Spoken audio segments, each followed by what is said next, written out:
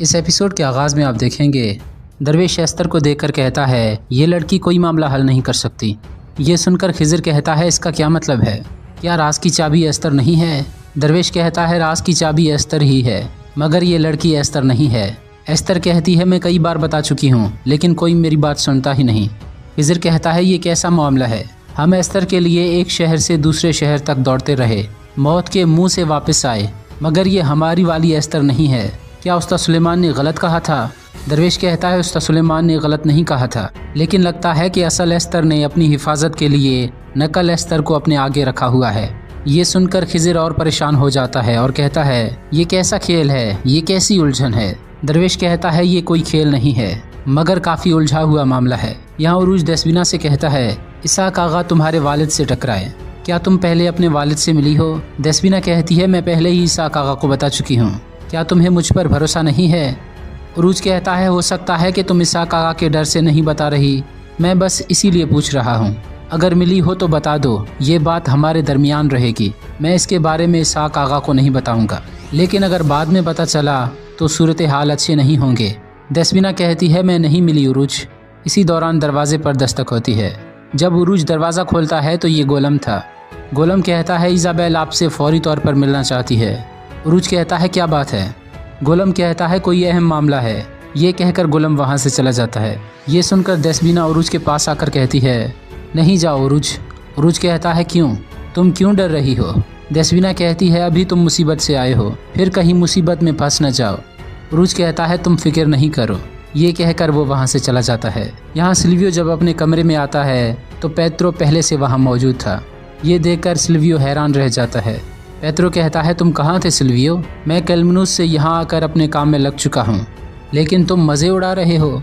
Silvio कहता है मैं कामों में लगा हुआ था जनाब। पेत्रो कहता है ये छोटे मोटे काम अपने आदमियों से करवा लिया करो, फ़िलहाल करने के लिए बहुत अहम काम है। अबू मोहम्मद, मैं चाहता हूँ कि तुम उसके ठिकाने के बारे में पता लगाओ। यहाँ दसबीना उरूज से कहती है तुमने कैलमनूस किले पर हमला किया, बाबा तुमसे इसी बारे में बात करना चाहते थे। ये सूरत हाल ओनीता को पसंद नहीं आएगी। उरूज कहता है ओनीता को नापसंद आने का मतलब है कि हम दुरुस्त रास्ते पर हैं। इससे साबित होता है कि ओनीता एक सिर्फ तिजारती निज़ाम नहीं बल्कि एक खुफिया तंजीम है। उनके दुम पर पाँव आया है इसीलिए भौंकने लगे हैं। आवाज़ कहाँ से आ रही है हमारे लिए इतना जानना काफ़ी है। ज़रूरत के मुताबिक ताकत हासिल करने के बाद मैं दोबारा उन पर हमला करूँगा। दसबीना कहती है क्या किलिचबे तुम्हें दोबारा जहाज़ देंगे? उरूज कहता है जहाज़ मिलना मुश्किल है मगर मैं कोई तरीका तलाश कर ही लूँगा। इसी दौरान पेत्रो सिल्वियो के कमरे से निकलकर बाहर आ रहा था। उसे देखकर उरूज कहता है जनाब अल्फोंसो। ये सुनकर पेत्रो उनके पास आ जाता है और कहता है आप लोगों को देखकर बहुत खुशी हुई है। उरूज कहता है सिकंदरिया में इन खराब हालात में आप क्या बेच रहे हैं और क्या खरीद रहे हैं? पेत्रो कहता है जान खरीदने वाला हूँ। इज़ाबेल कहती है इसका मतलब? पेत्रो कहता है हैवानों की तिजारत शुरू करने जा रहा हूँ। जिसके बाद वो उरूज से धीरे से कहता है मैंने सुना है कि आपने कैलमनूस किले पर हमला किया है, क्या ये ज़रा सा ख़तरनाक नहीं? उरूज कहता है अक्सरियत में ऐसा ही होता है। अगर ख़तरे से मुराद कैलमनूस वाले हैं तो आएँ, तशरीफ़ लाएँ, हम अपनी तलवारें मयान से निकाल चुके हैं। पेत्रो कहता है आपको फिर भी मोहतात रहना चाहिए, ये लोग कोई आम कज़ाक नहीं हैं, आपके करीब तरीन पहुँच जाएंगे, हत्ता कि आपकी आंखों तक में दाखिल हो चुके होंगे लेकिन आपको पता भी नहीं चलेगा। उरूज कहता है अगर वो हमारी आंखों में देख रहे हैं तो इसका मतलब है कि हम भी उनकी आंखों में देख रहे हैं। इसी दौरान सिल्वियो भी वहाँ पर आ जाता है और इज़ाबेल से कहता है अगर आप लोगों की बातचीत ख़त्म हो गई हो तो तुम जाकर अपने काम में लग जाओ। ये सुनकर इज़ाबेल वहाँ से चली जाती है। इसके बाद उरूज कहता है यहाँ तिजारत काफ़ी मुनाफा बख्श है मगर इंसानी जान भी बाज़ारों में कौड़ियों के मौल हैं, मोहतात रहना। ये कहकर उरूज वहाँ से चला जाता है। उसके जाने के बाद पेत्रो सिल्वियो से कहता है तुम्हारी बेटी उरूज के काफ़ी करीब है। ओनीता के लिए काम करने वाले शख्स की ओनीता के दुश्मन के साथ कुर्बत अच्छी नहीं है। यहाँ इलियास घर से बाहर जा रहा था। इसी दौरान एस्तर अंदर आ जाती है जिसकी वजह से दरवाज़ा इलियास को लग जाता है। एस्तर गुस्से से कहती है क्या तुम्हारे सामने कोई घोड़ा आ गया है? इलियास कहता है माजरत चाहता हूँ, अचानक दरवाज़ा लगने की वजह से देख नहीं पाया। इलियास कहता है तुम कहाँ गई थी? एस्तर कहती है हवा खाने गई थी। क्या इस घर में तहकीक और तफ्तीश तुम्हारे हवाले है? इलियास कहता है तुम हमारे पास अमानत हो, मैं इसलिए पूछ रहा हूँ ताकि तुम मुसीबत में पड़ न जाओ क्योंकि तुम ज़ख्मी हो। एस्तर कहती है तुम भी तो ज़ख्मी हो, तुम बाहर क्यों जा रहे हो? इलियास कहता है मैं मर्द हूँ, खुद को संभाल सकता हूँ। एस्तर कहती है अगर तुम मर्द हो तो कैलमनुस पर हमले के लिए भी तुम्हें जाना चाहिए था। वहाँ बता दे कि तुम जख्मी होने के बावजूद खुद को कैसे बचा लेते हो। ये कहकर वो मुस्कुराते हुए जाने लगती है तो इलियास कहता है दोबारा मेरी इजाज़त के बगैर बाहर मत जाना। ये सुनते ही एस्तर पलटकर दरवाजे पर एक खंजर मारती है और कहती है अपने खंजर के बगैर बाहर मत जाओ वरना तुम मुसीबत में पड़ जाओगे। नाजरीन, बातों ही बातों में इलियास का खंजर एस्तर ने चोरी कर लिया था। ये देखकर इलियास मुस्कुराते हुए बाहर चला जाता है। यहाँ सराय में एक लड़की गाना गा रही थी और पेत्रो बैठकर उसे गौर से सुन रहा था। जिसके बाद वो एक ख्याल देखता है कि जब बचपन में उसकी बहन यही गाना गा रही थी। पेत्रो कहता है ये गाना कभी नहीं भूलूंगा, जब भी सुनूंगा तुम्हें याद करूंगा। ये कहकर वो अपनी बहन को गले से लगा लेता है। इस ख्याल के बाद पेत्रो खड़े होकर तालियां बजाने लग जाता है। इसी दौरान सिल्वियो वहां पर आ जाता है और कहता है अबू मोहम्मद का पता चल गया है, रात को भी बता दिया है, वो अपने सिपाहियों के साथ आपका इंतज़ार कर रहा है।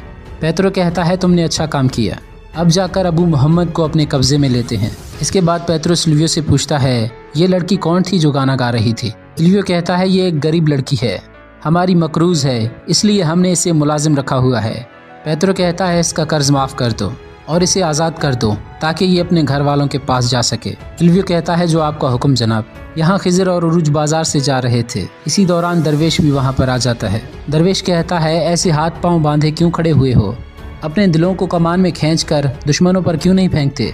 खिजर कहता है हम किताब को वापस हासिल करने की तदबीर सोच रहे हैं, ऐसे राज के पीछे पड़े हुए हैं कि उसे जितना हल करते हैं उतना उलझता जा रहा है।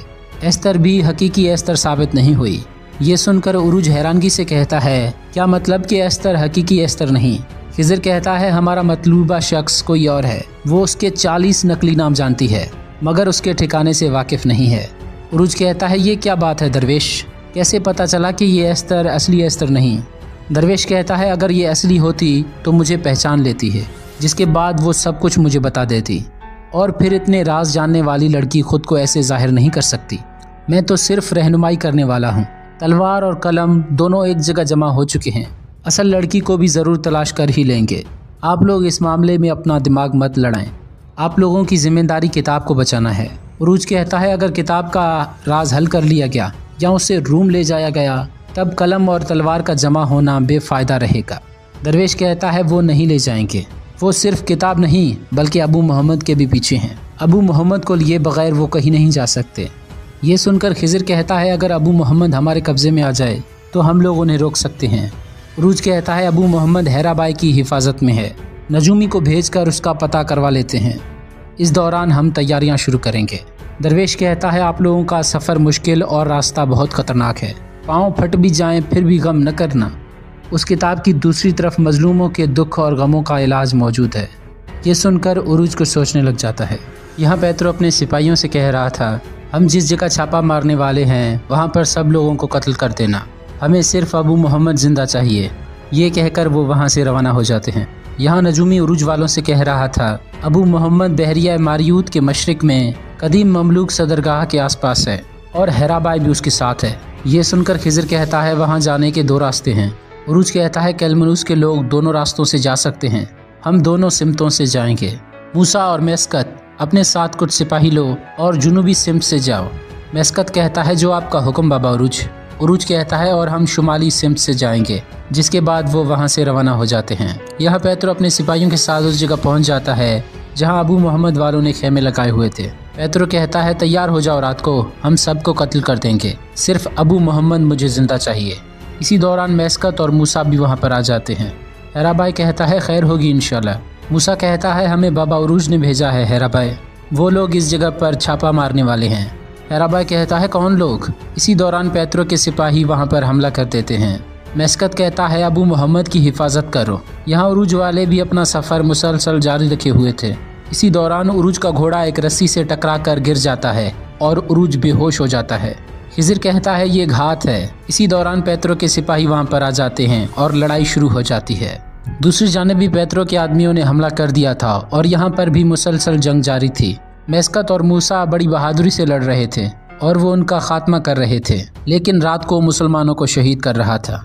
ये देखकर हैराबाई जैसे ही अबू मोहम्मद को लेकर वहाँ से निकलने लगता है तो पीछे से पेत्रो उस पर गोली चला देता है, जिससे वो जख्मी होकर गिर जाता है। पेत्रो के आदमी अबू मोहम्मद को पकड़ लेते हैं। यहाँ जैसे ही एक आदमी उरूज पर हमला करने लगता है तो उरूज उठकर उसे ख़त्म कर देता है। यहाँ उरूज के सिपाही भी मुसलसल लड़ रहे थे और एक एक करके काफरों का खात्मा कर रहे थे। यहाँ रात को और उसके सिपाहियों ने तमाम मुसलमान सिपाहियों को शहीद कर दिया था, जबकि पेत्रो मूसा और मेस्कत दोनों को ज़ख्मी कर देता है। जिसके बाद रात को कहता है, क्या हम उरूज के लिए कोई निशानी नहीं छोड़ेंगे जनाब? पेत्रो कहता है, रात को तुम जानते हो कि क्या निशान छोड़ने हैं। ये कहकर पेत्रो वहाँ से जाने लगता है, जबकि रात को अपने सिपाहियों से बंदूकें लेकर मूसा और मेस्कत पर तान देता है, जिसके बाद वो फायरिंग करके उन्हें शहीद कर देता है। नाज़रीन मोहतरम, यहाँ पर यह एपिसोड ख़त्म हो जाती है।